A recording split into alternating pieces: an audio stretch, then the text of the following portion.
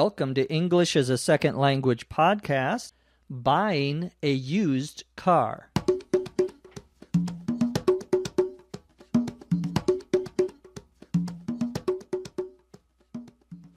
This is English as a Second Language podcast. I'm your host, Dr. Jeff McQuillan, coming to you from the Center for Educational Development in beautiful Los Angeles, California. Today's podcast is about buying a used or an older car. Let's get started. Hello? Hey, Samantha. It's Terry. Oh, hi, Terry. How's it going? Not bad. Hey, the reason I'm calling is that I heard from Veronica that you're looking for a used car. Yeah, I'm hoping to find something reliable but cheap. Well, I have just the thing for you. My brother has a 2001 Ford he's trying to sell. It has low miles, it's in good condition, and he's in a hurry to sell it. Your brother, huh? That's not the same brother who tried to sell me a stereo system that fell off the back of a truck, is it? No. That's a different brother. Listen, this is a really nice car. It has a leather interior, power windows and doors, gets great gas mileage, and the tires are practically new. And it's a steal at $7,000. How do I know it's not a lemon? I don't want to end up with a piece of junk. Come on. Would I steer you wrong? Well, it won't hurt to go see it and to give it a test drive. Trust me, you won't be sorry. We'll see about that. We listened to a dialogue between Samantha and Terry about buying a used car. Used is the opposite of new.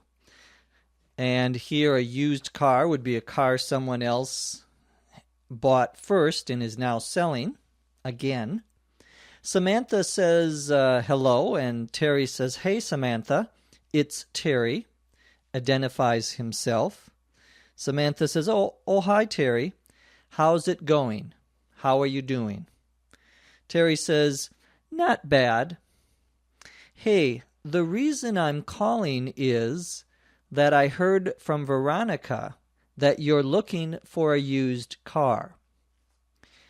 He begins by saying, the reason I'm calling is, so of course, to tell Samantha why he is calling at that time.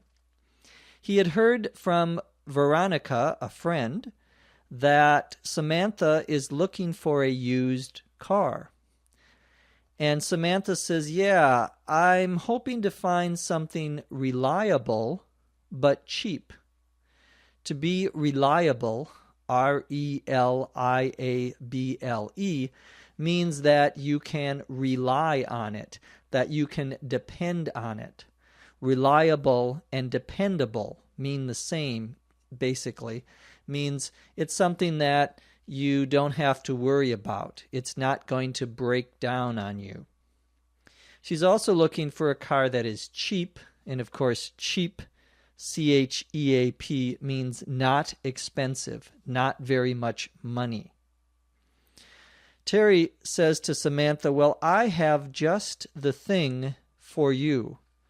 I have just, J-U-S-T, the thing for you.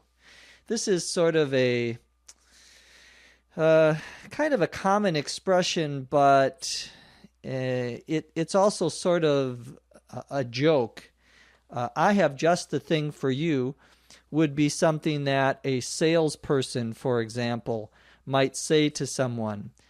A salesperson that you might not trust, that you might think is dishonest. It's an old expression, and so when people use it now, they use it sometimes to make a joke. I have just the thing for you. Literally, this expression means, or actually this expression means, I have the perfect thing for you. When someone says, I have just the thing for you, I have the perfect one, the one that is right for you. Well, Terry says that his brother has a 2001 Ford. And notice we say a 2001 Ford, meaning a car made in 2001. Ford, of course, is a famous American car. And he has a Ford, or a 2001 Ford, he's trying to sell. Terry says the car has low miles, and it's in good condition, and he's in a hurry to sell it. When we say a car has low, L-O-W, miles, we mean that it has not been driven very much. It may only have 10,000 or 20,000 or 30,000 miles on it, meaning it's been only driven that amount, which means it should be in good condition, which is the second thing that Terry says, that the car is in good condition. When we say something's in good condition, we mean that everything is working, that there are no problems with it, that it's not going to break. His brother is in a hurry to sell it. And of course, to be in a hurry means that you want something to happen right away. Well, Samantha says, your brother, huh?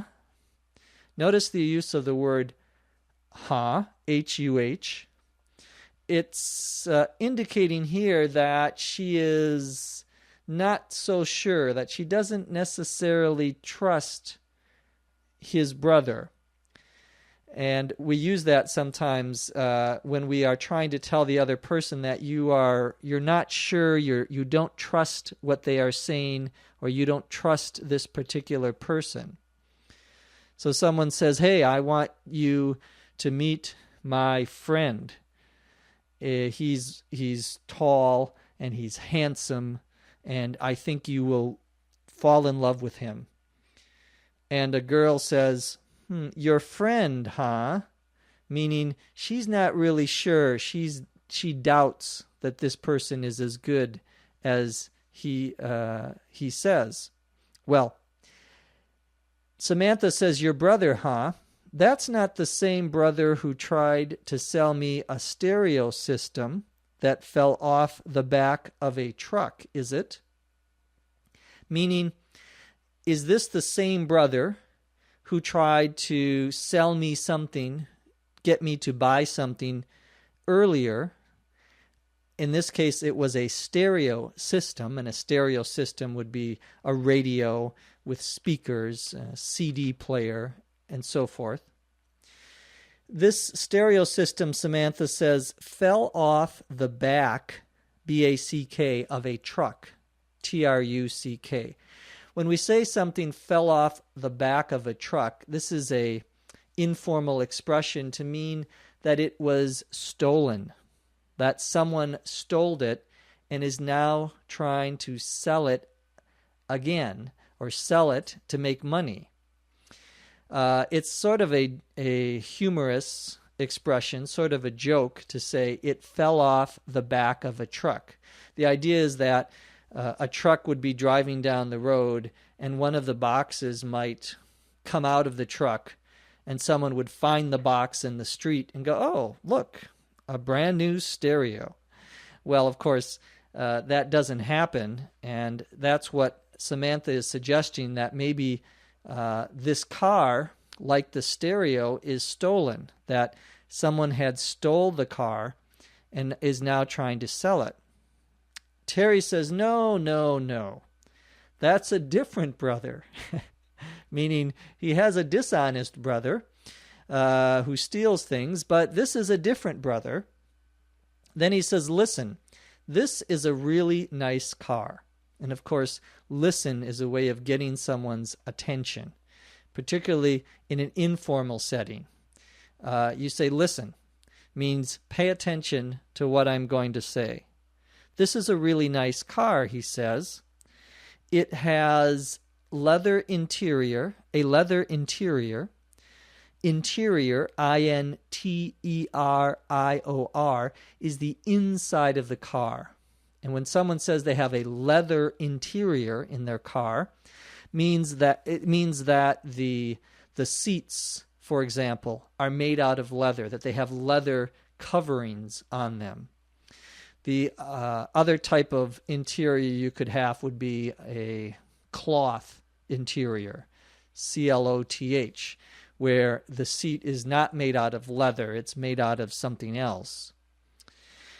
The car also has power windows and doors.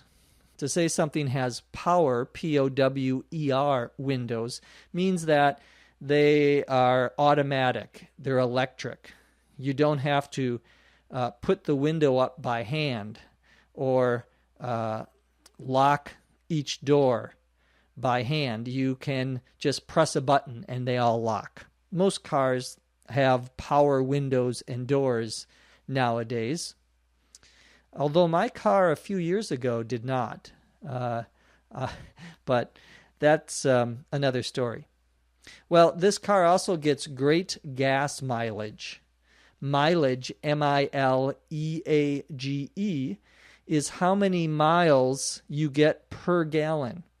And to have good or great gas mileage means that the car runs many miles on 1 gallon of gas. For each gallon of gas, you get 30 miles or 35 miles or 40 miles. That would be great gas mileage. Most cars get about 20, 25. If you drive a big car, a big truck, you may only get 10 or 15 miles per gallon. That would be very poor gas mileage. Well, this car has great gas mileage, and the tires are practically new. When we say the tires are practically new, we mean they're almost new. They're not exactly new, but they're not very old either. That's the use of the word practically. It means almost here. Terry says that it's a steal at $7,000. It's a steal, S-T-E-A-L, means that it's a very, very good price. It's one of the lowest prices you will find. Someone says, oh, that's a steal. That means it's almost like you are stealing it. You are taking it from someone. It's such a low price. Terry says that it's a steal, and Samantha says, how do I know it's not a lemon? How do I know it's not a lemon? L-E-M-O-N. A lemon is a car that doesn't work. A lemon is a car that has lots of serious problems. A lemon, of course, is a fruit, right, that you can eat. But here, when we say that car is a lemon, we mean it's a car that has lots of problems, that you should not buy it. Samantha says she doesn't want to end up with a piece of junk. And of course, junk, J-U-N-K, is like garbage, something you would throw away. Terry says, come on, would I steer you wrong? That expression, come on, means the same as don't joke with me or take me seriously. We might also say something like be serious. Come on means the other person is saying something that is not reasonable, that isn't fair. Terry says, come on, would I steer, S-T-E-E-R, you wrong? To steer someone wrong means to influence them in a way that they would make a bad decision or they would make a wrong decision.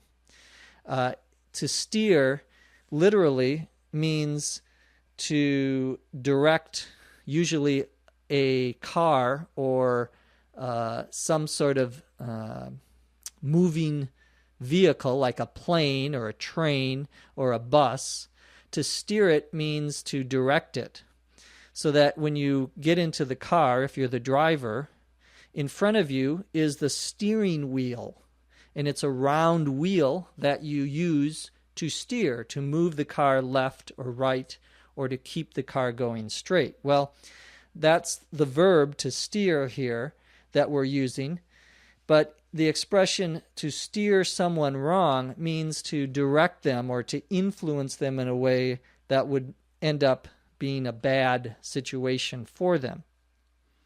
Samantha says, well, it won't hurt to go see it and to give it a test drive. The expression, it won't hurt, H-U-R-T, to do something, means that she's not excited about doing it, but there's no problem in her doing it. She's not committing herself. She's saying it would be okay for me to do that. She wants to go and give it a test drive. T-E-S-T, drive, D-R-I-V-E, 2 words. A test drive is when you are thinking about buying a car, you go and you drive it first for maybe 10 minutes or 20 minutes or 30 minutes to see if you like it before you buy it. That's a test drive. Terry says, trust me, you won't be sorry. When someone says you won't be sorry, means that they are trying to get you to do something, and they're telling you that if you agree to do something, you will be happy. You won't be sorry. You won't be sad. Samantha says, we'll see about that, meaning she doesn't quite believe him. She's going to wait and see. We'll see about that. She has doubts about whether this is a good car in this case. Well, now let's listen to the dialogue, this time at a native rate of speech.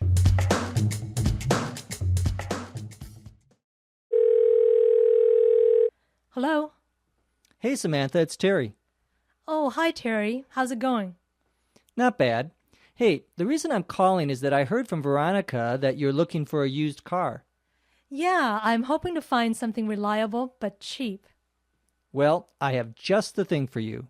My brother has a 2001 Ford he's trying to sell. It has low miles, it's in good condition, and he's in a hurry to sell it. Your brother, huh? That's not the same brother who tried to sell me a stereo system that fell off the back of a truck, is it? No. That's a different brother. Listen, this is a really nice car. It has a leather interior, power windows and doors, gets great gas mileage, and the tires are practically new. And it's a steal at $7,000. How do I know it's not a lemon? I don't want to end up with a piece of junk. Come on. Would I steer you wrong? Well, it won't hurt to go see it and to give it a test drive. Trust me, you won't be sorry. We'll see about that. From Los Angeles, California, I'm Jeff McQuillan. Thanks for listening. We'll see you next time on ESL Podcast.